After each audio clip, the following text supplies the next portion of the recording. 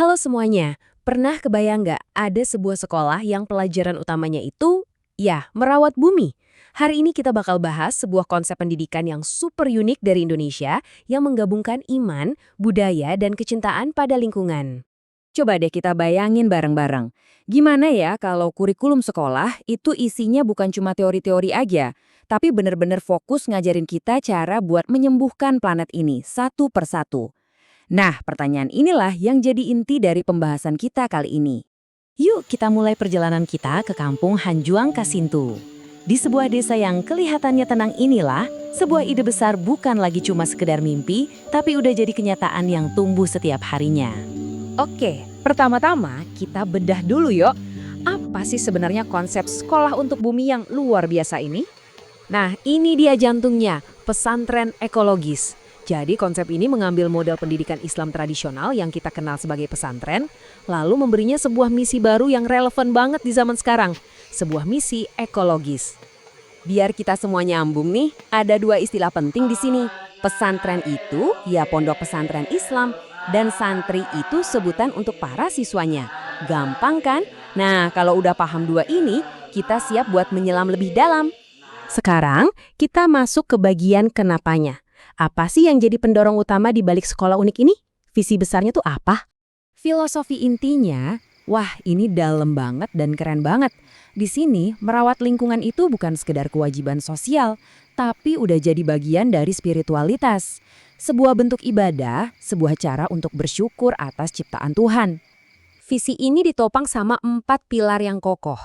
Pertama, jelas menanamkan rasa tanggung jawab pada alam di dalam diri setiap santri. Kedua, mencapai kemandirian pangan, jadi mereka nggak bergantung sama pihak luar.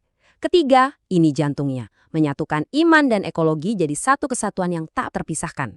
Dan terakhir, yang keempat, jadi contoh, jadi model yang bisa menginspirasi komunitas lain. Oke, kita udah tahu apanya dan kenapanya. Sekarang bagian yang paling seru nih, gimana sih cara mereka belajar sehari-hari? Nah, disinilah bedanya kelihatan banget.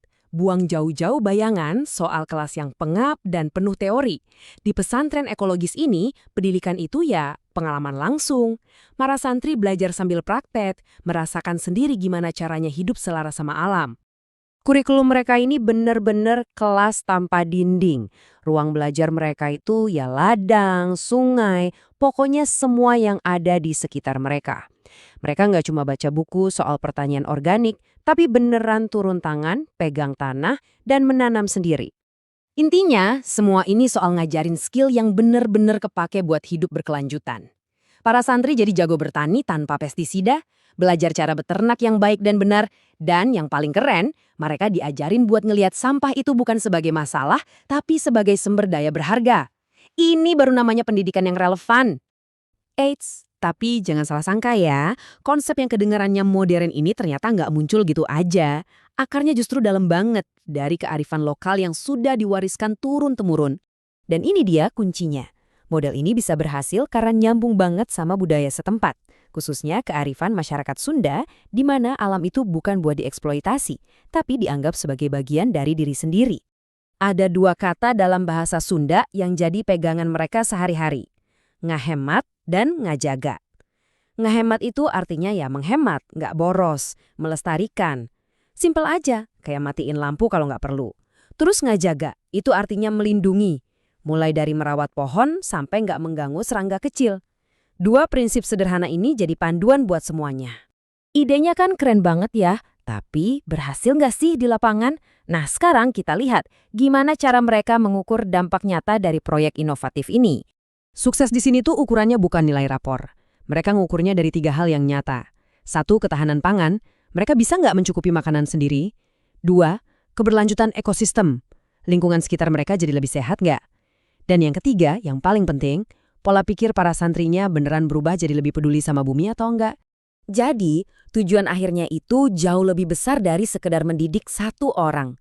Ini soal menciptakan efek domino yang positif. Santrinya jadi lebih bijaksana, masyarakat sekitarnya jadi lebih sejahtera, dan lingkungannya pun jadi lebih sehat. Sebuah lingkaran manfaat yang saling menguatkan.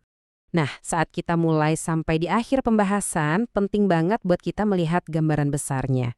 Pesantren ekologis ini bukan cuma sekolah biasa, Ini tuh kayak sebuah cetak biru, sebuah visi inspiratif tentang gimana pendidikan bisa jadi motor penggerak untuk dunia. Sebagai penutup, saya mau meninggalkan satu pertanyaan buat kita semua renungkan. Coba bayangkan deh, gimana jadinya kalau setiap sekolah dimanapun itu ngajarin kita bukan cuma tentang bumi, tapi gimana caranya hidup bersama bumi. Kira-kira perubahan sebesar apa ya yang bakal kita lihat?